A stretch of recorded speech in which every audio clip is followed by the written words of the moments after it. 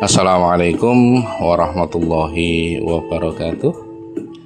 Jumpa lagi anak-anak. Kali ini kita akan membahas masalah yang sering terjadi antara remaja dengan orang tuanya. Masalah ini biasanya sering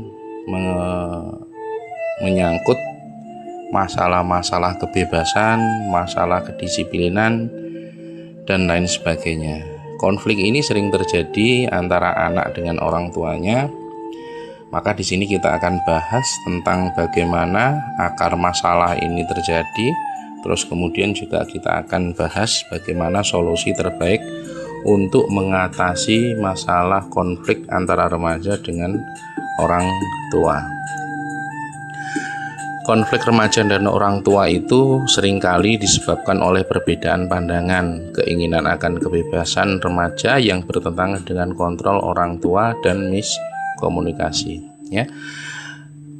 Masalah remaja atau konflik remaja dengan orang tuanya itu memang seringkali disebabkan adanya perbedaan pandangan. Bagaimana remaja memandang suatu permasalahan atau memandang suatu keinginan, dan bagaimana orang tua itu memandang suatu masalah atau keinginan anaknya. Saat kedua pandangan ini berbeda, maka biasanya benturan akan terjadi dan terjadilah konflik antara orang tua dan remaja. Ini penyebab-penyebab yang umum terjadi itu seperti itu. Penyebab umum lainnya adalah perbedaan gaya hidup, ekspektasi yang tidak sesuai, dan perubahan alami remaja yang mulai mencari identitas di luar keluarga. Untuk mengelola konflik ini dibutuhkan komunikasi terbuka, empati, dan kesabaran dari kedua belah pihak. Jadi yang namanya konflik itu tetap penyelesaiannya harus dari kedua belah pihak, dan baik dari pihak remajanya maupun dari pihak orang tuanya. Nah, karena adanya perbedaan pandangan dan lain sebagainya ini sebagai akar masalah konflik, maka dibutuhkan beberapa langkah yang harus dilakukan baik oleh remaja ataupun oleh orang tuanya agar konflik atau masalah yang terjadi itu bisa cepat terselesaikan. Penyebab konflik yang pertama biasanya yaitu perbedaan pandangan. Remaja dan orang tua sering memiliki pandangan yang berbeda tentang berbagai hal, mulai dari gaya berpakaian, pergaulan, hingga pilihan jurusan kuliah atau pilihan jurusan masuk ke SMA atau SMK. Nah, kita seringkali mungkin melihat atau menyaksikan bagaimana pergaulan remaja itu begitu bebas, maka orang tua biasanya khawatir. Bukan hanya pergaulannya, gaya berpakaian yang mungkin dipandang oleh orang tua itu terlalu seronok, terlalu vulgar, itu biasanya nanti akan ditegur, dan hal semacam itu nanti juga bisa menjadi penyebab konflik antara remaja dan orang tua. Selain perbedaan pandangan, penyebab konflik yang lain yaitu kebebasan dan kontrol. Remaja itu menginginkan lebih banyak kebebasan dan otonomi, sementara orang tua mungkin masih menerapkan kontrol ketat yang seringkali menimbulkan gesekan.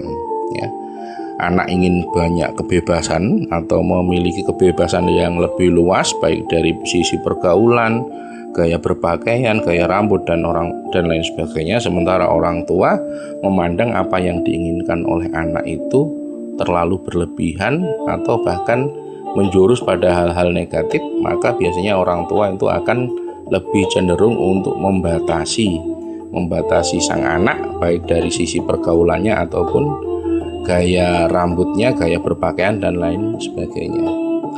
Nah, orang tua biasanya melakukan itu karena merasa sayangnya kepada anak, tidak ingin anaknya terjerumus kepada hal-hal yang negatif.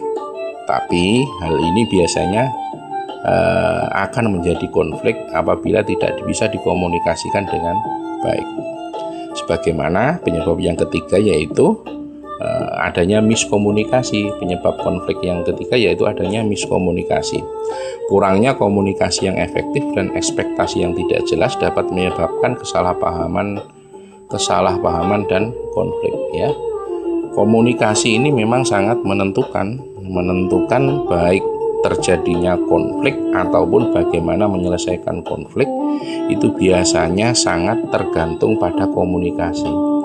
Ya, kalau miskomunikasi yang terjadi, ya konflik akan mudah terjadi dan tidak mudah diselesaikan. Tapi kalau kita bisa mengkomunikasikan masalah itu dengan orang tua, ya, jadi komunikasi yang kita jalin dengan baik itu akan menghindari miskomunikasi yang pada endingnya akan mempersempit ruang konflik antara anak dengan orang tuanya, ya. Terus kemudian selain adanya miskomunikasi itu, yang penyebab konflik selanjutnya yaitu fase perkembangan remaja. Masa remaja adalah masa transisi menuju kedewasaan, di mana remaja mulai mengalihkan perhatiannya ke teman sebaya dan mencari jati diri yang kadang membuat orang tua merasa tersisih. Ya.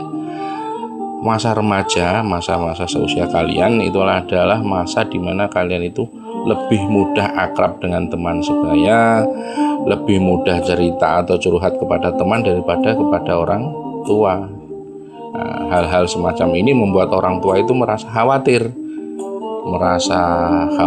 dan juga merasa tersisih karena posisinya dia yang mana mereka itu mengharapkan menjadi tempat curhat anaknya, tempat berkeluh kesah anaknya, ternyata digantikan oleh teman. Nah, ini juga bisa menimbulkan konflik.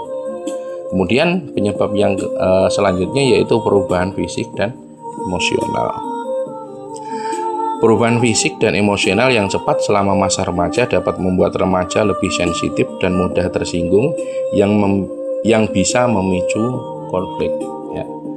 Perubahan fisik pada remaja itu diiringi dengan perubahan emosional.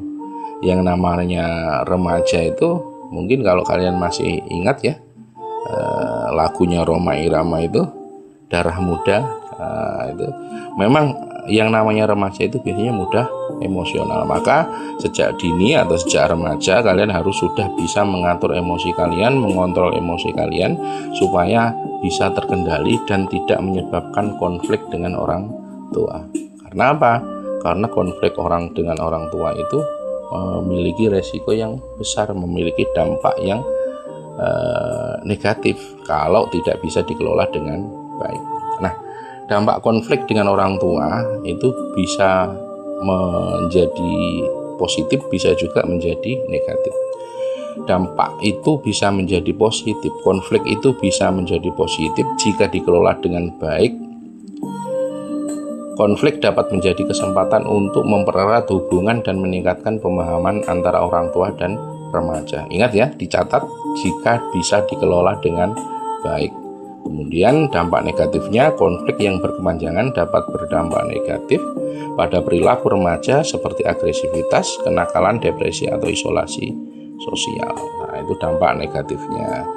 Jadi selain dampak positif, ada juga dampak negatif. Dan dampak negatifnya ini lebih banyak kalau kita tidak bisa mengelolanya dengan baik, maka dampak konflik itu hanya akan tersisa dampak negatif. Nah, sekarang kita masuk kepada cara mengatasi konflik. Yang pertama yaitu komunikasi terbuka. Ciptakan lingkungan di mana kedua belah pihak merasa nyaman untuk berbicara dan didengarkan tanpa dihakimi. Jadi kita harus bisa menciptakan suatu lingkungan, suatu suasana di mana kita bisa ngobrol dengan enak dengan orang tua kita, misalkan waktu sore ngobrol santai dan lain sebagainya untuk bisa membuka komunikasi, ya. Terus kemudian empati. Nah, empati ini dari orang tua. Cobalah untuk orang tua memahami sudut pandang remaja dan berikan dukungan saat mereka mengalami kesulitan. Jadi selain dari anak juga harus dari orang tua. Memang yang namanya konflik penyelesaiannya itu harus dari kedua belah pihak, baik dari orang tua dan juga dari anak, ya. Jadi komunikasi ini memang sangat penting, sangat dibutuhkan agar tercipta suasana yang saling mendukung untuk terselesaikannya konflik. Kemudian cara untuk mengatasi konflik selanjutnya yaitu menghormati perbedaan. Hargai perbedaan usia dan sudut pandang. Remaja berhak memiliki pandangan dan gaya hidup yang berbeda, sementara orang tua dapat memberikan bimbingan dan batasan yang sehat. Ya, dari sini kita bisa tahu bahwa perbedaan usia antara orang tua dan anak itu menimbulkan sudut pandang yang berbeda terhadap suatu permasalahan. Maka menghormati itu, saling menghormati itu sangat penting untuk bisa menyelesaikan konflik. Selanjutnya yaitu manajemen konflik. Belajar untuk menyelesaikan perselisihan dengan cara yang sehat, seperti mencari jalan tengah dan kompromi. Jadi kita harus bisa memahami manajemen konflik. Jadi konflik itu tidak harus menang-menangan. Pokoknya saya pengen pakaian gaya ini, orang tua bilang pokoknya enggak boleh. Nah kalau sudah pokoknya ya repot. Maka harus ada manajemen konflik, saling kompromi, jalan tengahnya seperti apa. Lalu bagaimana jika manajemen konflik yang kita lakukan tidak berhasil? Mungkin kita butuh orang ketiga, yaitu kita cari bantuan profesional. Jika konflik sangat intens dan tidak dapat diselesaikan secara mandiri, jangan ragu untuk mencari bantuan dari psikolog atau konselor. Nah, di sini biasanya saya yang jadi penengah antara konflik dengan antara orang tua dengan anak. Monggo, jadi jika nanti kalian butuh bantuan untuk menyelesaikan konflik dengan orang tua, bisa ke saya. Nah, itu langkah-langkah yang bisa kalian lakukan. Silahkan nanti dicoba jika terjadi konflik dengan orang tua, dan saya siap untuk membantu jika dibutuhkan. Sekian dari saya, sampai jumpa pada video selanjutnya. Assalamualaikum warahmatullahi wabarakatuh.